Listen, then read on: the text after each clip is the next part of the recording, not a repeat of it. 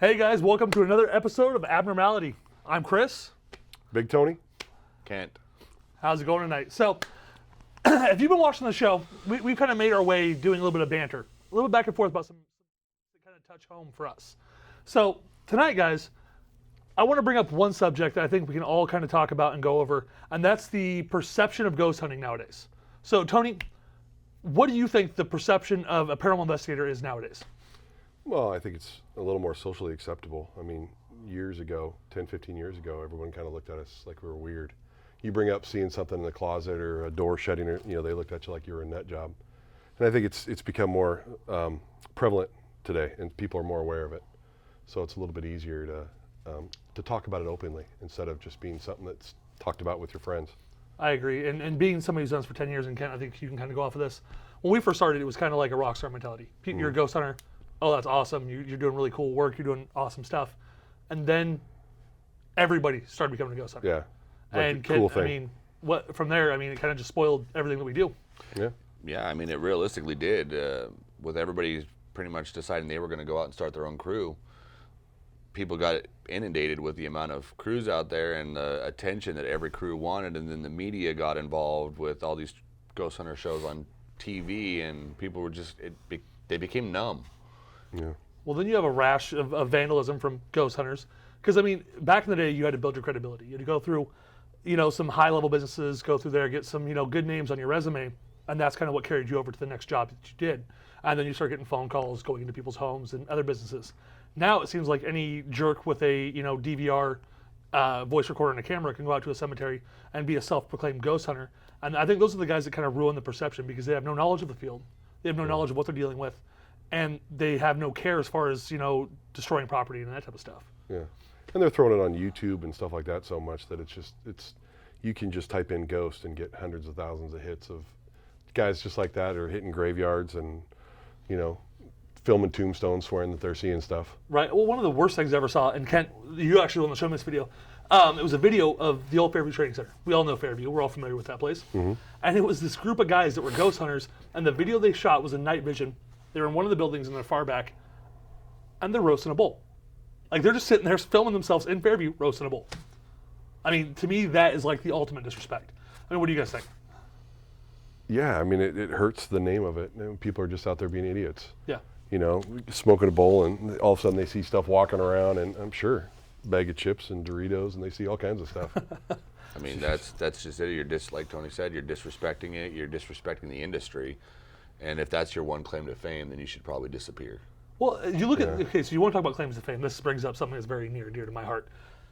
You talk about the industry. So we've got two really big access points in this industry that kind of are the pinnacle of what we do. And that is TAPS, and that is Ghost Adventures. I remember when TAPS first started, they had a little bit of a reputation. They were reputable. They still had a little bit of integrity left, and then they ruined it. Ghost Adventures, on the other hand, I think has put the biggest crap fest of a perception on ghost hunting because they're the guys, bro, it's a demon, man. And they're actors. They're not people that are in the field to try to gain knowledge or try to prove or disprove. They're actors. Yeah. So what do you said about TAPS? You think what they do to mess it up? Well, TAPS, see, the thing I used to love about TAPS was that TAPS would go into people's houses. And they would try to help them out. Kind of do what we do, which is go in there and try to give them an idea of what we do and try to make them more comfortable.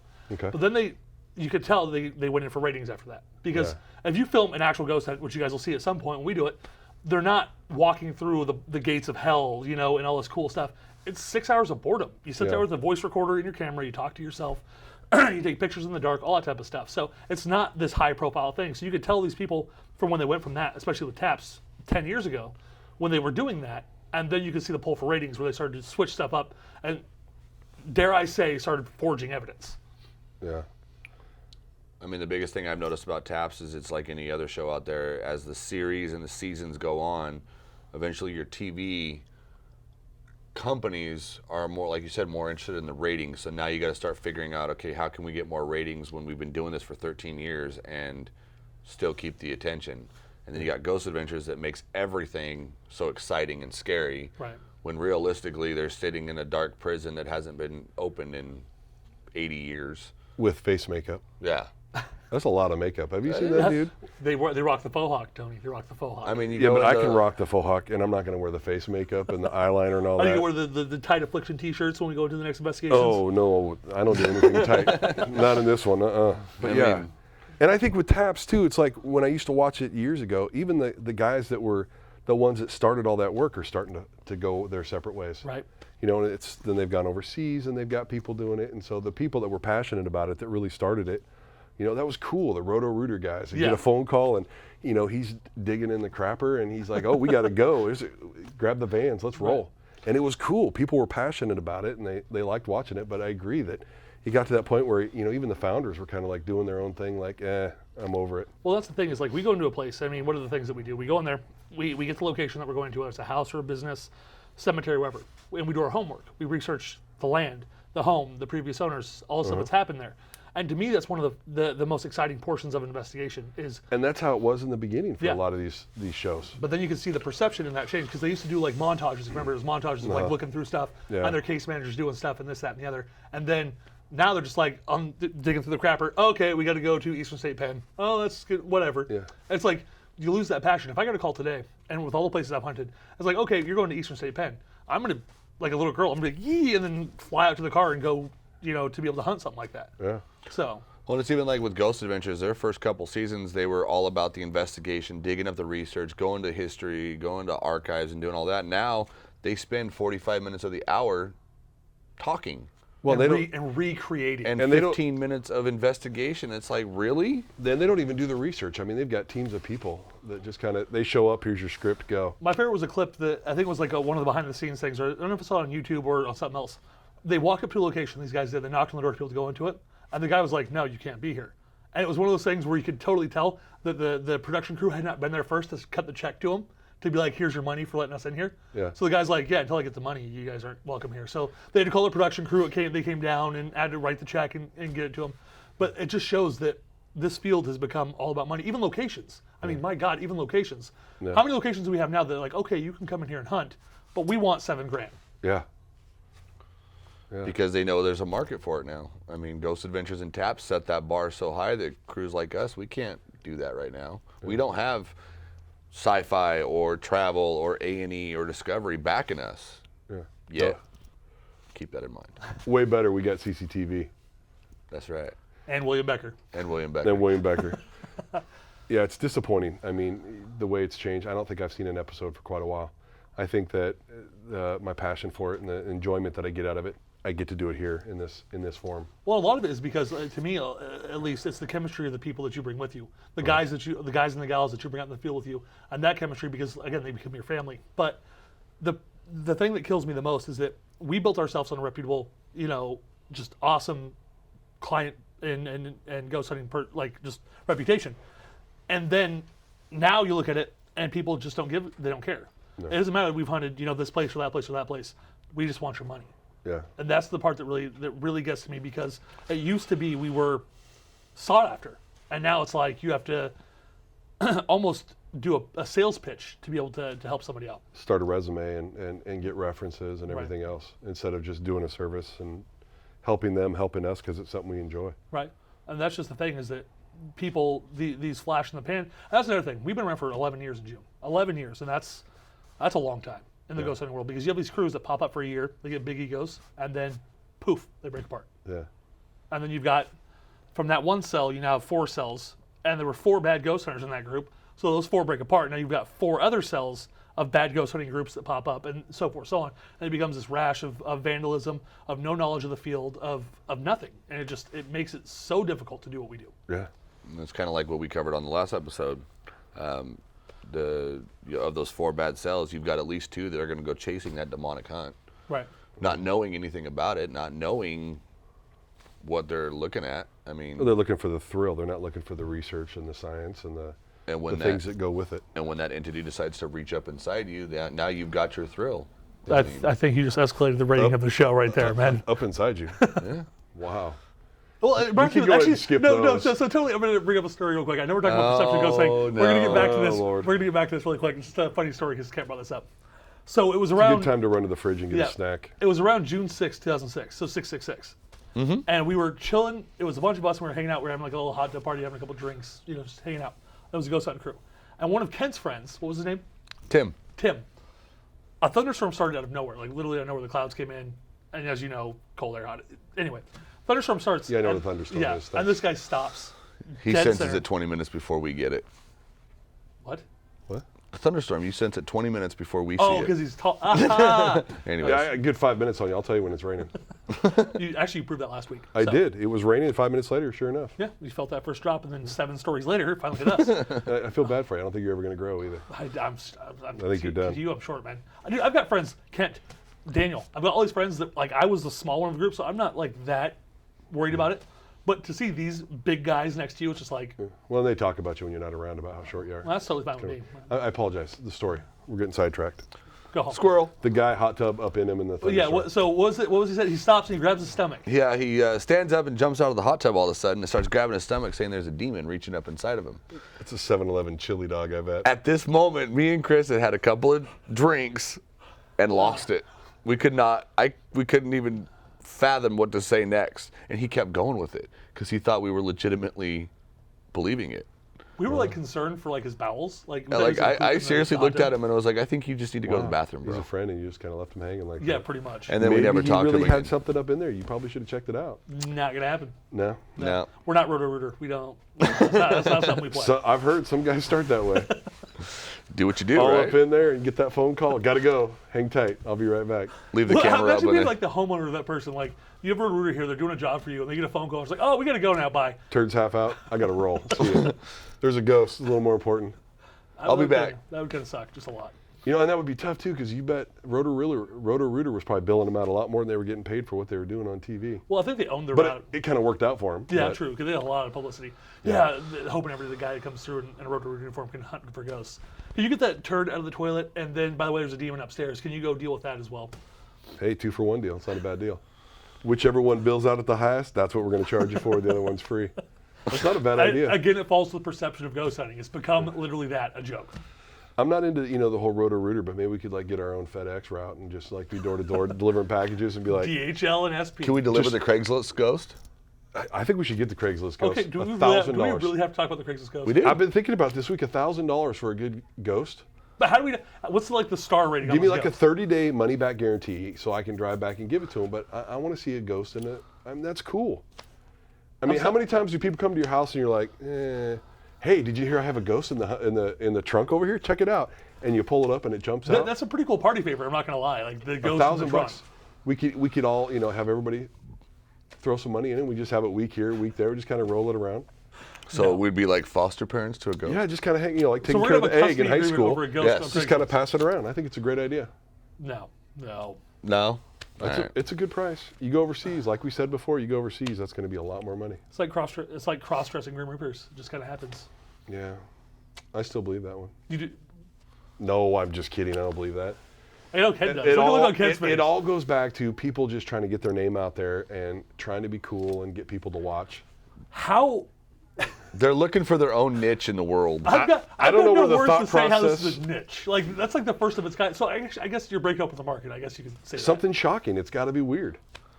You got to have people pay attention, because if somebody types in Grim Reaper, there's going to be a million hits. But cross-dressing Grim Reaper, I mean, that's got to. That's got to hit 10. If you're on Google, I mean, you got to go straight to that one, because even Google's like, dude, we got to put this #1. That's got to go. that. New Mexico, weird place. Yeah, New Mexico's a little bit crazy. A little bit. It's that opium. Yeah, on opium and trying to spell Albuquerque. It just never ends well. I still can't spell it. Try it. No, I can't Can't spell try it. it. Athletic scholarship, not academic. F.O. Sachi. F.O. Sachi. It sounds about right to me. I hate you guys so I would much. have written it down. All right, so let's get back on the train of thought about again back to the perception of ghost hunting. How do you guys think that we can, as a crew, repair the image of ghost hunters today? I think the proof is in the pudding. You go out there, you act professional, and give good customer service. Know your facts when you're going in. Do your research. Treat them with respect, and don't walk out leaving a mess and stuff laid around. Be as professional as possible. Right. And I think the biggest thing also is don't bash other crews. I mean, yeah, we all have our differences. We all have our tactics. But the one thing I'm noticing is people these crews are bashing this crew, and the public sees that, and they're like, well, I don't want civil war in my house, so.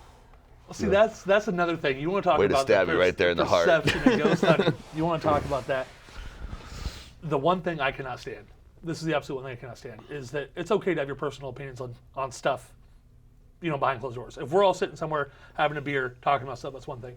But when you go on a public forum, whether it be TV, Facebook, or whatever, and you bash somebody intentionally, there's something wrong with that. Because any other field, like the field of medicine, for example, you have doctors all over the place. They don't compete with each other to try to, be the best doctor in the field. Or have their name on that cure. In their field. They share everything. Everything is like, okay, well, we just found this cure for cancer. Okay, well, let's bring it over here. And our field should be the same way. The industry that we're in should have the exact same thing. To go and publicly bash somebody, no matter how close or not close you are with this person, just shows the lack of respect that people have. Para-unity is the one thing that if we want to really get in this topic, we can seriously go into para-unity, I don't mind. But it really, really, really makes me mad because so many people preach para-unity and then turn around and act the complete opposite. In this field, in this industry, we should all be in it for the exact same purposes, which is trying to prove or disprove the existence of anything paranormal. Not bashing each other for how we go there. If you don't like somebody, like in life, don't like them, move on, don't worry about it. Don't sit there and try to play a victim. Don't sit there and try to bash them and make their credibility look weak. Don't sit there and try to make them seem like a less person than you because whatever reason. If you don't like somebody, you don't like them. Leave it at that. It's going to hurt them in the long run anyway. Just keep doing what you're doing. It's just, we made it a point, and that's the one thing I love about I think we should get the doctors like bashing each other on Facebook. I think it would be funny.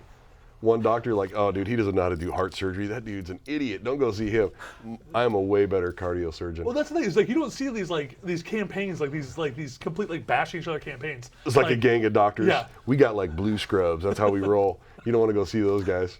And that's the thing. But if I ever see them on the street, it's on. But with us, you could start a project, leave a project, come back to a project. Like for example, Kent left SP for a couple years, right? He went out and did his own thing. No one's perfect. He spread his wings to go and fly, and whatever it is he did. And I fell flat on my face. That kind of happens. Yeah. But he never bashed. He never talked any kind of smack. He was never disrespectful or rude. Matter of fact, he invited me out to a couple of hunts that he signed under his new, banner, which was cool. But then you have these other people that as soon as they fold or don't get as much success, or even get a moniker of success, that blow off at the mouth and start just. And that, to me, is just ridiculous. Yeah. None of us should be doing that. We should be the type of people... Is that why you brought my giant self on the show, so I can just go deal with them? Yeah. Pretty much. Okay. I want everybody to realize that if you mess with the mighty SP, Big Tony, he's coming for you. Just what happens. He will be watching. At least I know my role. Know your role. I know my role, but I'm not shutting my hole. No, you don't have to. Good. But that's my thing. So let's touch on that for a quick minute. Para-unity. What are your guys' opinions and thoughts on para-unity? We'll start with you, Tony. Oh, you're gonna start with me? Yeah. I think it's part of making the strength of what we do is by working together and respecting other people's differences and opinions and what they've done. And working together, it makes things stronger because you can work with other teams that have found things out and you can expand on that. And I think overall, it just makes it a stronger group overall. Do you think para-unity is something that actually exists in the field today, or do you think it's something that we need to work forward to achieve? I think we need to work for it. I think we live in a society where people are selfish and self-centered. Everybody's out for themselves. They're not here to help anybody else or to work together as a team. Right. It's my fame, what I can get out of this, and whoever I have to step on, so be it. And I think that a lot of people too, rather than picking it up a little bit and working a little bit harder, it's easier to point the finger at other people. Right. Well, the reason why I'm having such a hard time is because this person left, or, that's just kind of how we've become as a society. And it's kind of ridiculous. Kent, what are your thoughts on it? I'm going to go along with Tony, and it's been, over the last several years, I've noticed the world has switched to a me first. Yeah. And, I see it on Facebook right now, or social media altogether. There's other crews out there from across the East Coast that are reaching out to us. Hey, we've got this investigation. What are your guys' tactics that you would do? But then you got this other one over here, like, that's a stupid tactic. Why would you even attempt to do that? Yeah. Have you tried it? Does it work? Yeah. If you don't know, then shut your pie hole. Well, that's the big thing, is that people are so quick to jump and be aggressive and attack. But that's what sells. And that's what's horrible. The conflict between people is what is good TV. I haven't had cable in 5 years. That's why. Everything's about conflict, and that's what sells. For somebody who hasn't had TV for 5 years and is on TV, you actually had a pretty good idea of what's happening in the world, because that's exactly it. The conflict between people is all anybody wants to see. Yeah. They want to see, the mighty SP go to war with some other thing, and they don't care about us trying to unify the field. They want to see us try to destroy the field. Yeah, because that's what sells. Battles, wars sell TV. Whatever happened to being the guy that sat in your corner beating your drum to your own tune, not worried about anybody else, and just having fun with what you do? Because again, it falls back to what we said last episode. The big key of this is you got to have fun. Yeah. If it's not fun, nobody wants to be a part of it, period. They just don't. Yeah. So for me, it's like, whatever happened to that, the mentality of fun. Now it's war, now it's conflict, now it's I'm better than you, I'm smarter than you, I've got the new cool FLIR 7000-917, and I can use it better than you. Whatever happened to everybody just being like, okay, well, I got some really cool pictures from this investigation. Check these out. What do you think? It's about image. I'm one of those kind of guys that walks down the street, and I don't care what people think or see. I am who I am. Everything's about image. And people are so wrapped up when everybody else thinks. I think me and Chris are the same way. Like walking down the street, you don't like us, well, keep walking. Yeah, don't talk to us. Well, and that's been the biggest thing. And that's why I love being able to work with you guys, is because collectively we all have the same idea. If we bring an idea to the table, we don't shut each other's ideas down. We're like, okay, we'll see how that works. We'll roll with it. I mean, you guys sitting here watching the show now, you have no idea how many times we've gone back and forth trying to figure out the best method to do the show. But that's the great thing about working with creative minds, is that everybody pitches in to make that overall best product. And that's the thing I could say about my team and you guys, is that everybody has such a creative mindset, and you guys bring so much to the table that it makes this so easy to be a part of and so much fun that you want to keep doing it. So. Oh, I'm fun, I know. Oh, you're tons, Loads. like, dude, you're 7 feet of fun. Well, tons of fun. Let's hold up on that. I don't know about tons of fun. No fat jokes? No fat jokes. Okay, no fat jokes. I'm working on it, though. Okay, lastly, I'll ask you, what do we have to do to achieve fair unity? What do we have to do? Just start with one local group and just keeping the wave going. I mean, as more crews join on with the Para Unity, then other crews will join on, and if those crews don't want to join on, they can kick rocks. Lead by example. That's the bottom line. That's what we've done for 11 years, and why not keep doing it? So a new crew comes up to us. They come up to you guys. We're all sitting there, we're doing a meet and greet. And they ask, hey guys, how do we be more like you? What do you tell them? How to be more like me? How to be more like... Grow. Miracle Grow. Miracle Grow. Hang from the monkey bars. It's got to work. No, it's on the Brady Bunch. If they hear about how we do things and the family and the lifestyle that we live doing what we do, what would you tell them as far as them people trying to aspire to be around for 11 years to do what we do? Just lead by example and bring positive things to the table. It's not going to be bickering and negative, because then you're just going to be like everybody else out there that's kind of ruining things. You've got to work as a unit. Right. Accept ideas and people's opinions. Doesn't mean that we necessarily have to use them and put them as part of our team, but listen to people's differences, because I'm a firm believer in that you learn your whole life. Right. I've always got people that teach me things, and by learning from each other and working together is what's going to change all that. We have to be the exception to the rule. Right. And I mean, going along with that, furthermore, if you're going to be a naysayer or the negative one, take people's guidance with it. Mm-hmm. You may have you may be going over a piece of evidence and somebody says, oh, that was this. Don't get offended. Sure. Just simply take it into consideration that we've been doing this a lot longer than you have, per se, and there's other ways to explain what just happened. Doesn't make it right or wrong, just a different way. It's just having that ability to accept defeat. Yeah. I mean, we're not out here to bash you. Don't bash us, because we'll win. That was totally just negated everything we just discussed. I don't care. I want you to know that right now. That's not unity. But here's the thing: if you're gonna come join in with, come up to us and ask us how to be like us, just watch us in action, and you'll actually see. Yeah, we are 8 different people completely in our personal lives, but once we come onto an investigation, we're that unit, and it doesn't matter if we haven't talked in 3 or 4 months. That unit comes together, and we already know, okay, Tony's going to go do this, Chris is going to go do this, and we just go. Yeah. Well, and that's the joy of it, and that's another thing that I think that has to bring into, if you're starting a crew, you have to find people that click, because you can't have this happening all the time, because you're not going to get anything accomplished. You have to be, like Ken said, open to ideas, and like Tony said, lead by example.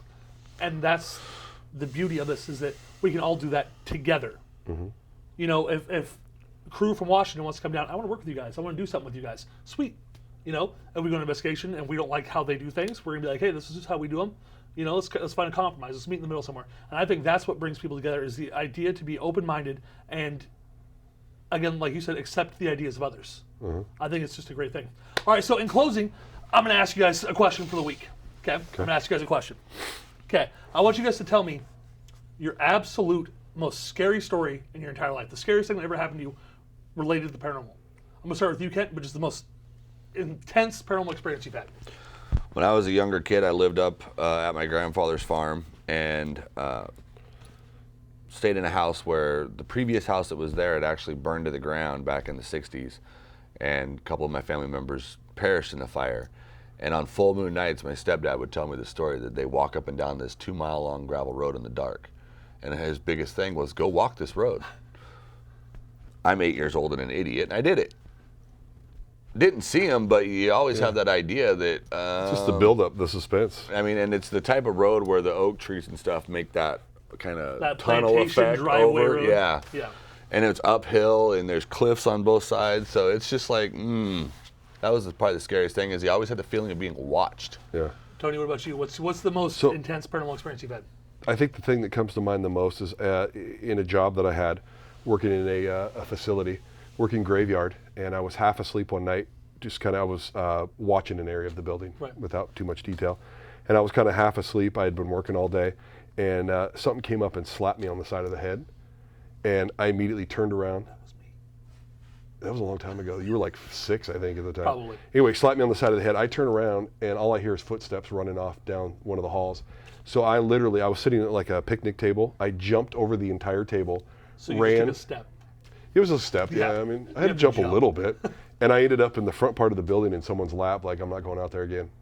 But yeah, he like slapped and then took off running like it was a big joke. That's messed up. And I could hear laughing and yeah.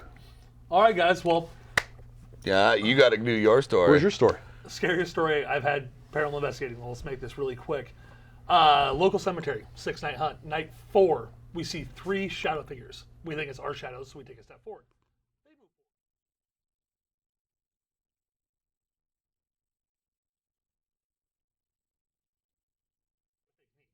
forward. So I'm tailing to the group, my knee gives out, and I feel like somebody smacks you right in the back. I slide through the gravel. I get picked up by a buddy. Kent's kind of clearing the area, doing his magic thing. Runs out of the cemetery, and I have a handprint about this big on my back from something just smacking me down to the ground. How big was it? About that big. Ah. So with that, all I'm going to say is thank you guys again for tuning into Abnormality. I'm Chris. Big Tony. Kent. Thank you guys so much for watching. We'll catch you guys next week. Have a great one.